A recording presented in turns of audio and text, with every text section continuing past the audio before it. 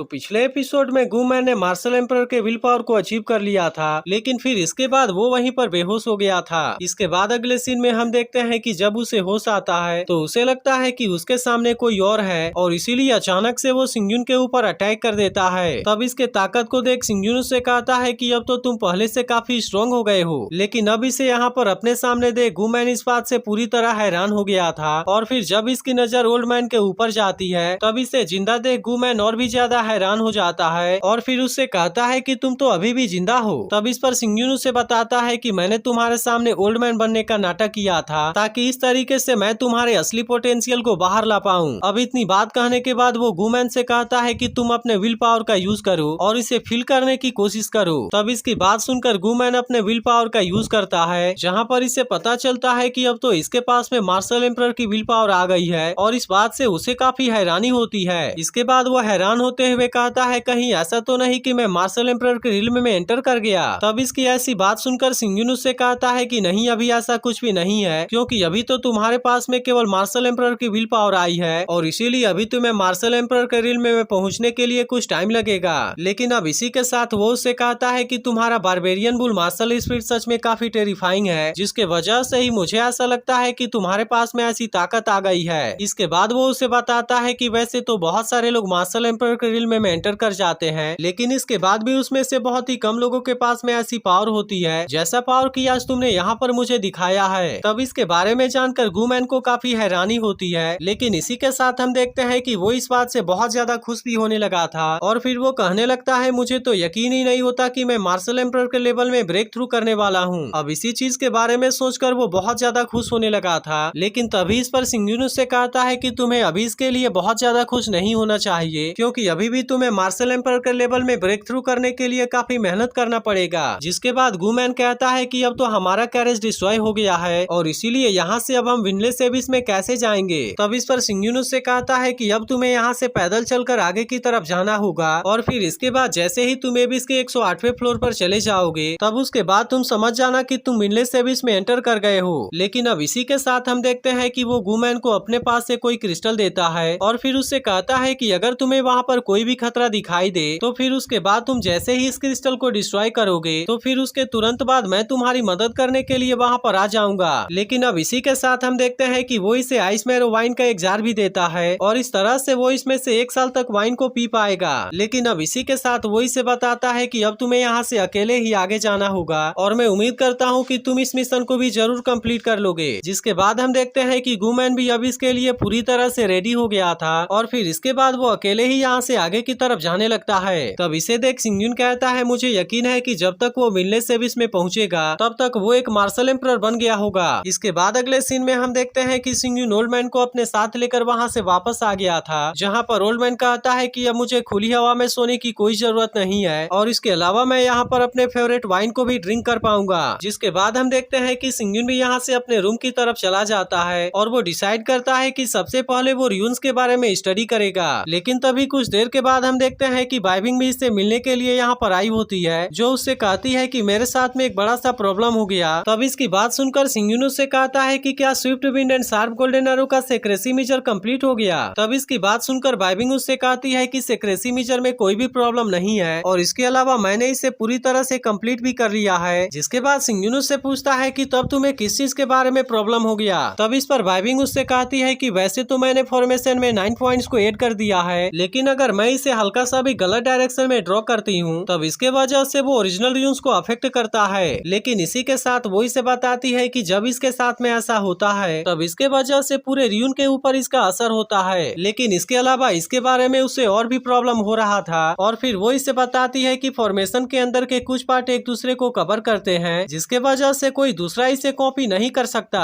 तब इसकी बात सुनकर सिंगजुन उससे कहता है कि अगर तुम पूरे रियून सिस्टम के अंदर एक्सपर्ट नहीं हो तब इसके वजह से मुझे तो ऐसा लगता है कि इसमें तुम्हें लाखों साल लग जाएंगे और फिर उसके बाद भी तुम इसे क्रैक नहीं कर पाओगी। तब इसकी बात सुनकर बाइबिंग उससे कहती है मुझे याद है कि आपने इसके बारे में मुझे याद दिलाया था और आपने कहा था कि अगर कोई गेल के शार्प गोल्डन रियून्स के अंदर एनर्जी को डाल दे तब उसके 3 सेकेंड के बाद वो पूरा फॉर्मेशन अपने आप ही डिस्ट्रॉय हो जाएगा। तब इसकी बात सुनकर सिंगजुन उससे कहता है कि तुम्हें तो इसके बारे में बहुत ही अच्छे से याद है और फिर इसके बाद वो इसे वाइन पीने के लिए देता है। इसके बाद वो उससे कहता है कि अगर तुम्हें सेक्रेसी को रखने में कोई भी भी प्रॉब्लम नहीं है, तो फिर इसके बाद तुम्हें इसके बारे में कौन सी प्रॉब्लम आ रही है। लेकिन तभी हम देखते हैं कि वाइबिंग इस वाइन को पीने के लिए हिचकिचा रही होती है, जिस पर सिंगयुन उससे कहता है कि तुम इसके बारे में कोई भी चिंता ना करो, क्योंकि यह वाइन असल में कोई ऑर्डिनरी वाइन नहीं है और इसीलिए तुम्हें इससे कोई भी प्रॉब्लम नहीं होगा। तब इस पर वाइबिंग उससे कहती है कि मैं तो दूसरे लोगों के ड्रिंक के स्मेल के बारे में भी नहीं समझ पाती, तो भला मैं अपने बारे में कैसे समझ पाऊंगी। इसके बाद हम देखते हैं कि वो इस वाइन के स्मेल को फील करती है और यह चीज उसे काफी पसंद आती है। जिसके बाद सिंगयुन उससे फिर से कहता है कि तुम्हें चिंता करने की जरूरत नहीं है, क्योंकि मेरा आइस मैरो वाइन सैकड़ों फ्रूट से मिलकर बना हुआ है और फिर इसके अलावा इसमें 400 प्रकार के हर्ब डाले गए हैं। तब इसके बारे में जानकर वाइबिंग उससे कहती है कि यह तो बहुत ही लग्जूरियस है। जिसके बाद सिंगयुन उससे कहता है कि जो भी मेरे आइस मैरो वाइन को पीता है उसके अंदर से फ्रूट वाली अरोमा आने लगती है, लेकिन अगर इसके जगह पर जब कोई लेडी इसे पीती है तब उसके बाद उसके अंदर से फ्लावर वाली अरोमा बाहर आने लगती है। जिसके बाद हम देखते हैं कि इसके बारे में जानकर वाइबिंग की हैरानी और भी ज्यादा बढ़ गई थी और फिर इसके बाद वो इसके आइस मैलो वाइन को पी लेती है। लेकिन अब इसी के साथ हम देखते हैं कि सिंगयुन जिलान स्पिरिट के बारे में बात करने लगा था और फिर वो कहने लगता है कि यह तो मोस्ट स्पिरिचुअल ब्रेथ है और इसमें भी हैरानी की बात यह है कि वाइबिंग जिलान की सबसे प्योर बॉडी है, जिसके वजह से अगर इसने सही तरीके से प्रैक्टिस करना शुरू कर दिया तब उसके बाद इस तरह से उसके पास में ऐसी टैलेंट आ जाएगी जो कि लाखों में से किसी एक के पास में होती है। इसके बाद सिंगयुन वाइबिंग से कहता है कि तुम्हें जो भी प्रॉब्लम हो रहा था अब उसके बारे में हम केयरफुली बात कर सकते हैं। तब इस पर वाइबिंग उससे कहती है कि मैंने शार्प गोल्डन एरो को जैसे ही इनक्रिप्टेड किया था तब उसके बाद मैंने लगभग सैकड़ों शार्प एरो को बनाने के लिए ट्राई किया था और फिर उसके बाद मैं जब इसे मिलिट्री हेडक्वार्टर्स में लेकर गई थी तब मैंने उम्मीद नहीं किया था कि वे लोग इसके परफॉर्मेंस को टेस्ट करेंगे और फिर उसके बाद जब उन लोगों ने इसका टेस्ट लिया तब उसके बाद वे लोग इसे लेकर सीधे मिलिट्री में चले गए थे। और सबसे बड़ी हैरानी की बात यह है कि उन्होंने इसके लिए केवल 10 मिलियन स्पिरिचुअल स्टोन का रिवॉर्ड दिया। इसीलिए हम देखते हैं कि वाइबिंग इस बात से बिल्कुल भी खुश नहीं होती और फिर कहती है उन्हें लगता है कि मैं एक छोटी सी बच्ची हूँ। तब इसके बारे में जानकर सिंगयुन उससे पूछता है कि क्या उन लोगों ने तुम्हें इसके बारे में कुछ कहा, क्योंकि मुझे भी ऐसा लगता है कि तुम्हें इंसानियत के लिए अपने ईगो को सेक्रीफाइस कर देना चाहिए। जिसके बारे में सुनकर वाइबिंग कहती है कि उन्होंने भी ऐसा ही कहा था, लेकिन इसके बारे में आपने इतने एक्यूरेसी से गेस कैसे कर लिया।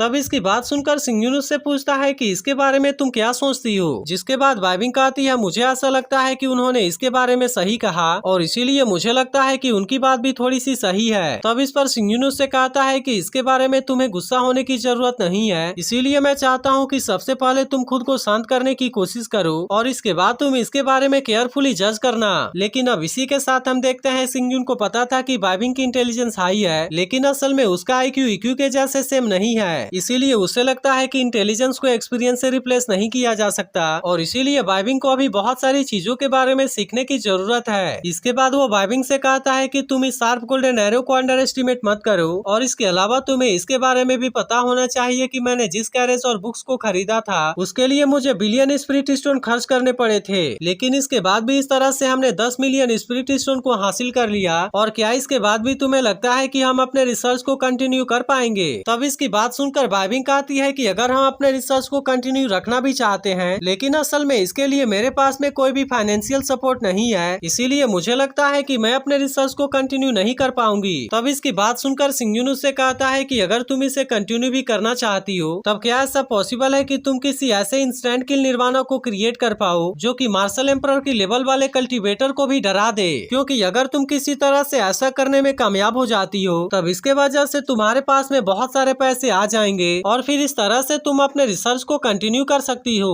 लेकिन इसी के साथ वो उससे कहता है कि अभी तुम जिन मिलिट्री डिपार्टमेंट के बारे में बात कर रही थी असल में उनके पास में फाइट करने के लिए कोई भी बड़ी पावर नहीं है। तब इसके बारे में सुनकर वाइबिंग उससे कहती है कि मैं इसके बारे में समझ गई, क्योंकि अगर हमारे अंदर किसी रिसर्च को करने का पैशन है तब उसके बाद हमें किसी भी कीमत पर वहाँ से पीछे नहीं हटना चाहिए। तब उसकी बात सुनकर सिंगयुन उससे कहता है कि तुमने बिल्कुल सही कहा, क्योंकि हम रिसर्च के माध्यम से ही किसी ऐसे सिस्टम को डेवलप कर पाएंगे ताकि हम इसमें अपने राइवल को भी ज्वाइन कराने के लिए अट्रैक्ट कर पाए, और अगर ऐसा हुआ तो हम इसके माध्यम से बहुत सारा पैसा कमा पाएंगे। इसी के साथ सिंगयुन वाइबिंग से कहता है कि अगर वे डीमन भी मार्शल एम्परर के लेवल में पहुंच गए तब इस तरह से पूरी डीमन आर्मी बहुत ज्यादा पावरफुल हो जाएगी, इसीलिए मुझे नहीं लगता कि हम उसके बारे में ज्यादा कुछ कर पाएंगे। और फिर इसके बाद एपिसोड यहीं पर एंड हो जाता है। और अगर आपने इसके पिछले एपिसोड को मिस कर दिया हो तो लेफ्ट वाली वीडियो जरूर देख लेना।